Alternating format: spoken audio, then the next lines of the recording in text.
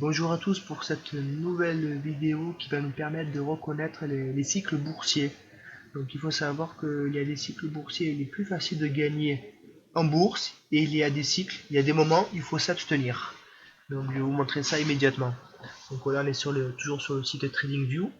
On va analyser le S&P, les 500 plus grosses capitalisations boursières américaines. Donc on va faire une analyse sur 30 ans environ, donc on est là en 1990 à nos jours 2021, donc ça fait 30 ans. Donc chaque bougie japonaise est égale à un mois de cotation. Nous sommes en un mois. Donc c'est parti pour l'analyse. Donc on peut voir donc depuis 1988, on peut voir une phase de hausse. Depuis 1988, une phase de hausse. Là on peut voir une stabilisation du cours. Ici. Ou on peut appeler ça aussi une tasse. De 94 de janvier 94 à février 95 pendant un an. Donc le cours qui corrige. Ensuite, une nouvelle phase de hausse. Donc toujours de février 95 à 2000, mars 2000. Ensuite, nous avons la crise de 2000. Puis une nouvelle phase de hausse. La crise de 2008.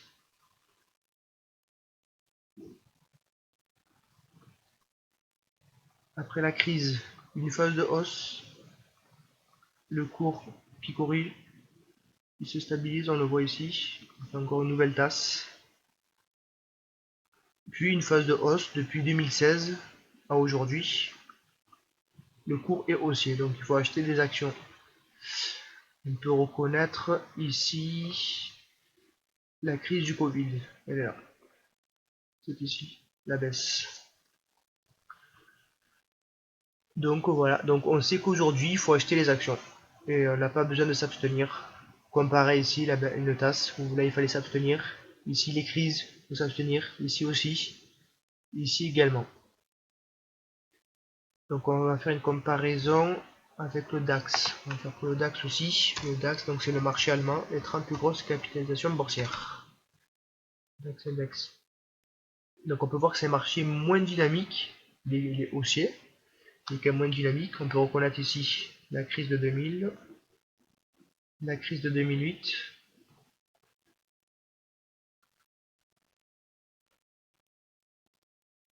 Donc on voit ici la correction du cours, une phase de hausse, correction du cours,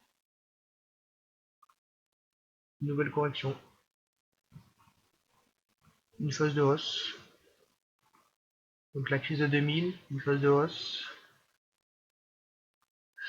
La crise de 2008, une phase haussière, le cours qui stabilise,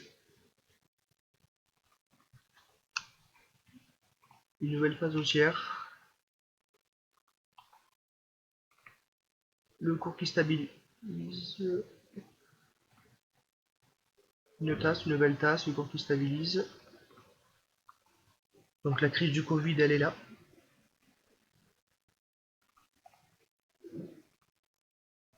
Et depuis le Covid, c'est haussier. Donc on sait qu'il faut acheter aussi les actions américaines, allemandes. Donc voilà, chaque indice, chaque action, peu importe le forex, il faut toujours analyser pour savoir où on se situe dans le temps. Et là, c'est pour avoir une vision long terme. Donc on va comparer. On peut faire aussi avec le CAC 40. C'est un marché moins dynamique.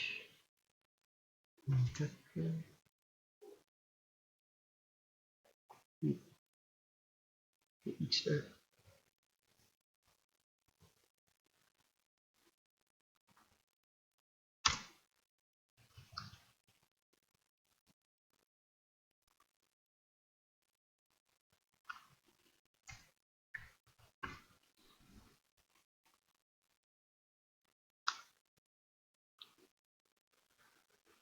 C'était le marché, comme je l'ai dit lors de la précédente vidéo. Donc ça c'est la crise de 2000.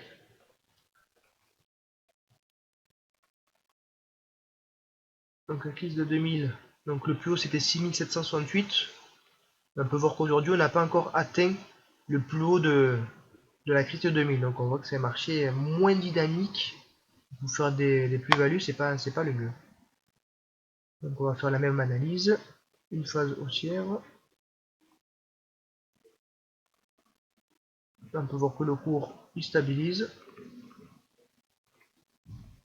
Phase haussière, la crise de 2000. Une phase haussière. La crise de 2008. On peut voir que le cours il stabilise. On a une nouvelle phase haussière. Le cours qui stabilise.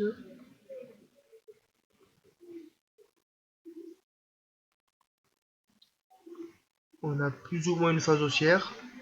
La crise du Covid. Et depuis le Covid, c'est aussi. Donc il faut quand même acheter les actions françaises, même si c'est pas le cours le plus dynamique. C'est pas l'indice le plus dynamique. C'est pas avec celui où on va faire le plus de gains.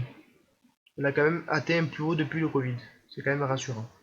Donc on va comparer une dernière fois donc le SP500. Et pour moi le meilleur marché, c'est beaucoup plus simple. Hein. On peut le voir. On voit que donc c'est aussi, il faut acheter les actions américaines. Donc là c'est une analyse long terme. Après je vous ferai une analyse aussi court terme en semaine ou en daily, on verra bien.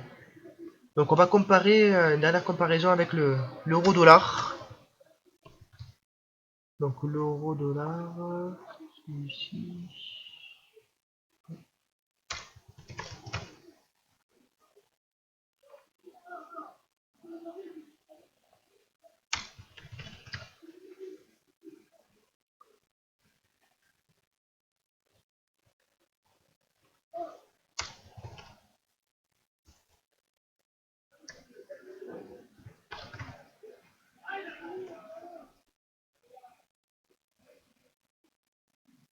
Voilà, donc l'euro dollar, on peut voir que c'est hyper compliqué de trouver la tendance, et de trouver des cycles et des bons points d'entrée. Donc on peut voir qu'on a une chance sur deux, comme je vous dis lors de la précédente vidéo. Donc ici il faut acheter, après ici il faut vendre, ici il faut acheter, et là il faut être vendeur, sur du long terme bien sûr. Mais c'est hyper compliqué de trouver un point d'entrée. Donc là, clairement on a une chance sur deux quoi. Par contre sur le marché américain, on peut le voir clairement. On sait très bien que sur le long terme il faut acheter, parce que c'est toujours haussier, et c'est à nous de reconnaître les bons points d'entrée et de reconnaître les cycles, les phases haussières. Donc ici on a une phase haussière, le cours se stabilise, une phase haussière, donc là ici on a de crise, phase haussière, la crise, une phase haussière, le cours se stabilise, et ici c'est haussier. Donc il faut juste reconnaître les bons cycles, puis pour acheter ou s'abstenir. Donc c'est la fin pour cette vidéo, n'hésitez pas à liker ou à me suivre, et la prochaine vidéo je ferai une analyse pour reconnaître les bons points d'entrée pour acheter. A bientôt.